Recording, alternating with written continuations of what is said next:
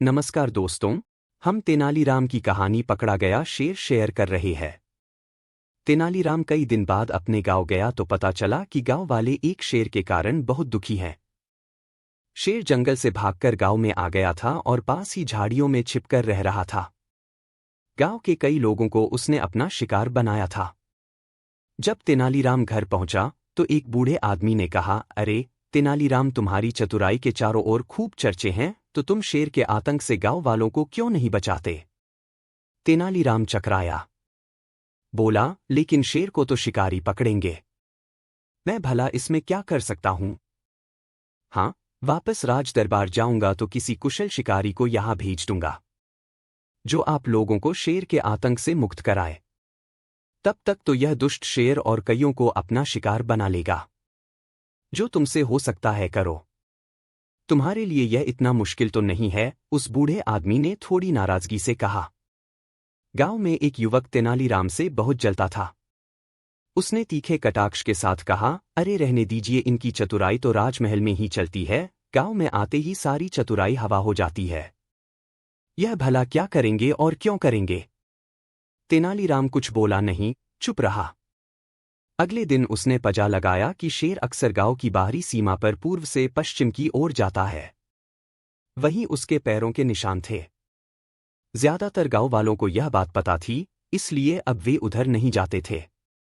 पर अनजान लोगों को यह सब पता नहीं था और वे शेर के चंगुल में फंसकर मर जाते थे। रोज कोई न कोई हादसा हो जाता था। तेनालीराम ने कुछ देर सोचा, फिर कहा, कुछ नौजवान हाथ में लाठी, रस्सी और फावड़ा लेकर मेरे साथ चलें। मैं देखना चाहता हूं वह जगह कौन सी है। शेर नहीं तो जरा शेर के पांवों के ही दर्शन कर लूं। सुनकर सब मुस्कुराए। आखिर तेनालीराम सबके साथ उस जगह पहुंचा जहां शेर ने ज्यादातर लोगों का शिकार किया था।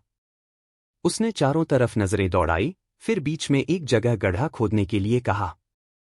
फिर उस गड्ढे को घासफूस और झाड़ियों से अच्छी तरह से ढक दिया। गड्ढे के दूसरी ओर एक बकरी बांध दिया गया। फिर सब एक ऊंचे मचान पर बैठ गए। थोड़ी देर में ही शेर के आने की आहट सुनकर बकरी मिमियाने लगी।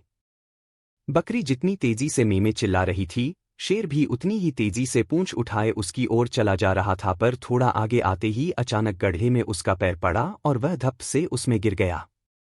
उसी समय झटपट गांव के जवान लाठियां लिए हुए आए और शेर को बांधकर एक जंगल में छोड़ आए। फिर जंगल और गांव के बीच बड़े बड़े कंटीले तार लगवा दिए गए। कुछ दिन बाद छुट्टियां खत्म होते ही तेनालीराम अपने गांव से राज दरबार पहुंचा। तब तक शेर को पकड़ने का किस्सा भी विजयनगर में पहुंच चुका था। राजा कृष्णदेव राय ने तेनालीराम से पूछा, सुना है तेनालीराम, तुमने गांव में कोई शेर पकड़ा है, तुम्हें डर नहीं लगा? तेनालीराम हंसकर बोला, महाराज, यहाँ राज दरबार में ऐसे ऐसे महान शूरवीरों के व्यंग बाण झेलता हूं और उन्हें भी बर्दाश्त करता हूं। तो फिर भला जंगल का एक अदना सा शेर मेरा क्या बिगाड़ लेता? सुनकर महाराज हंस पड़े, परंतु मंत्री और राज दरबारी कुछ झेंप गए थे। धन्यवाद।